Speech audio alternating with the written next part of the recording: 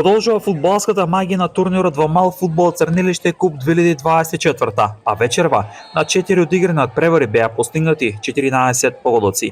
Многу публика, одлична организација, фудбалска магија, неизвестност, возбуда, шанси и промашување нови погодоци.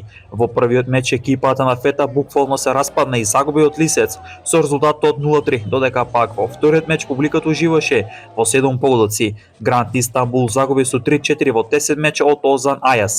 Во третиот меч продолжи голијадата, откако Пресел Транс со 1-2 загуби од Лисец, екипа која впиша втора победа вечерва. Во последниот надпрв публиката проследи само еден гол, откако Сливник со 1-0 слабеше над Акватерм. Генерален спонзор на турнирот е Мерхамет од Скопје, технички организатор е Сдруженијето Синапс од Црнилиште, а пак спортска мрежа трета година поред е медиумски покровител на овој спортски настан.